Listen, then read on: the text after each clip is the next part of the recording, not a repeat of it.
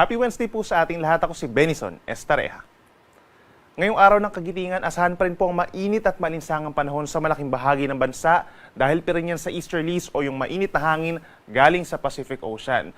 Base naman sa ating latest satellite animation, maliban sa kumpul ng ulap, dito po sa may silangan ng Mindanao, wala tayong nakikitang anumang weather disturbance na magiging bagyo hanggang sa matapos ang weekend.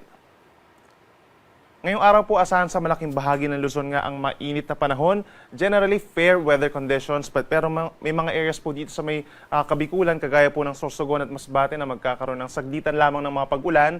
Habang dito sa may Northern Luzon, asahan lamang yung mga isolated thunderstorms pagsapit po ng hapon and early evening. Ang natitirang bahagi ng Luzon kabilang ang Metro Manila, fair weather conditions nga or madalas magiging maaraw, asahan sa tanghali pa rin ng mainit at malinsangan na panahon at sa dakong hapon minsan kumukulimlim at nagkakaroon lamang ng mga isolated rain showers at may mga ibang lugar pa po na hindi naman uulanin for today. Sa Metro Manila at ilang pambahagi po sa kapatagan ng Luzon, posible ang maximum air temperature na hanggang 33 degrees Celsius, habang dito naman sa may Baguio City, maglalaro pa rin ang preskong panahon mula 17 hanggang 25 degrees Celsius. Sa ating mga kababayan po dito sa malaking bahagi ng Palawan, lalo na sa may central and southern portions, bago magtanghali, mataas ang tsansa ng mga pag-ulan bagamat hindi naman ito magtatagal pagsapit ng hapon hanggang sa gabi. Sa malaking bahagi ng Visayas, may mga areas pa rin po na magkakaroon ng mga isolated rain showers, umaga hanggang tanghali, kabilang na dyan ang Northern Panay, Northern Samar and Samar, habang ang rest of Visayas plus dito sa malaking bahagi ng Mindanao, asahan din ng fair weather conditions, madalas magiging maaraw sa umaga hanggang sa early afternoon, sasabayan din yan ng mainit na panahon pagsapit ng tanghali at sa dakong hapon hanggang sa gabi. May mga ilang lugar po na magkakaroon lamang ng mga isolated na pag-ulan at merong iba na mababa ang tsansa ng mga pag-ulan. Dahil yan sa easterlies, patuloy na paalala natin sa ating mga kababayan, sa malaking bahagi po ng ating bansa, stay hydrated at kung lalabas po ng bahay lalo na from 10 a.m. to 4 p.m., stay protected po sa direktang sikat ng araw. Magdala po tayo ng payong or sombrero. Pagdating naman sa temperatura, for Palawan, posible ang pinakamataas na temperatura hanggang 33 degrees Celsius. Sa may Metro Cebu hanggang 32 degrees at pinakamainit sa Visayas. Sa may Iloilo and Bacolod City hanggang 33 degrees. Habang warmest naman dito sa may Zamboanga City, Davao City and Cotabato City pagsapit sa Mindanao hanggang 34 degrees Celsius. Para naman sa ating naobserbahan na heat index kahapon, that's April 8, for Metro Manila po umabot sa 41 degrees over Pasay City and 39 degrees naman dito sa may Quezon City. Pinakamataas kahapon sa may Dagupan and Iloilo City hanggang 46 degrees Celsius na siyang sinundan naman po sa may Cavite City, Coron, Palawan, San Jose, Mindoro and Viraca, Catanduanes hanggang 43 degrees. At marami pa rin pong lugar na nagkaroon ng higit 40 degrees Celsius na heat index kahapon. As for today naman po for Metro Manila, halos katulad pa rin po yung posibleng maramdamang init as yesterday. Pinakamataaas pa rin sa may Dagupan City hanggang 44 degrees Celsius at susundan naman ito ng forecast heat index na 43 degrees sa may Cavite City, Viraca, Catanduanes and Butuan City hanggang 43 degrees nga. So mga dangerous levels of heat index na po ito, no?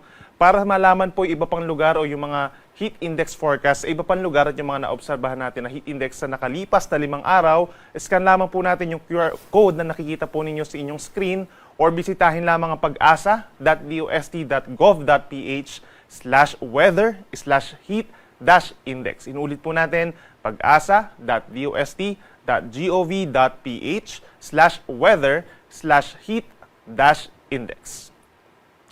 At para naman sa lagay ng ating karagatan, hanggang weekend, wala po tayong aasahang gale warning or pagtaas ng mga pag-alon. Generally, nasa kalahati hanggang 1 metro po ang taas ng mga pag-alon sa malaking baybayin ng ating bansa, lalo na dito sa may eastern portion, sa may Pacific Ocean. And then, naasahan lamang po ang banayad or less than 0.5 meter naman dito sa natitirang baybayin ng ating bansa. Posible lamang umabot ng 2.5 metro kapag meron tayong mga thunderstorms.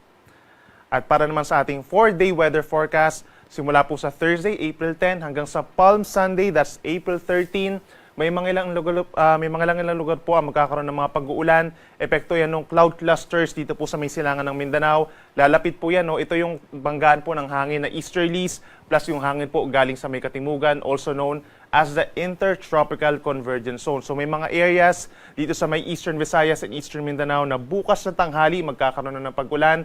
And then simula po bukas ng hapon hanggang sa Friday, malaking bahagi na ng Visayas and Mindanao magkakaroon ng mga paulan.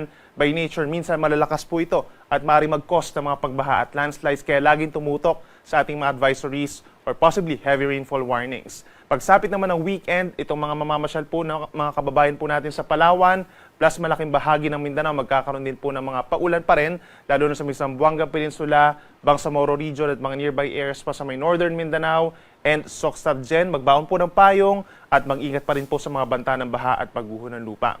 Ang mga hindi natin nabanggit na lugar sa may Visayas, plus dito po sa malaking bahagi pa ng Luzon, aasahan pa rin ang epekto ng mainit na easterlies. Posible na mas mainit pa, mababa ang tsansa ng mga paulan sa ilang lugar sa susunod na mga araw. At kung meron man mga isolated rain showers or mga thunderstorms na 1 to 2 hours lamang po ang tinatagal, kaya patuloy na paalala, stay hydrated pa rin po at iwasan pa rin na lumabas ng bahay simula po alas 10 ng umaga hanggang alas 4 ng hapon para iwas heat stroke.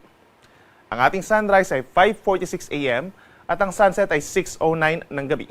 Yan muna ang latest mula dito sa Weather Forecasting Center ng Pag-asa. Para sa iba pang mga updates, bisitahin lamang po ang bago nating pangalan sa may Facebook, that's capital DOST-Pag-asa, at sa iba pa nating mga social media accounts. Ako muli si Benison Estareja, mag-ingat po tayo.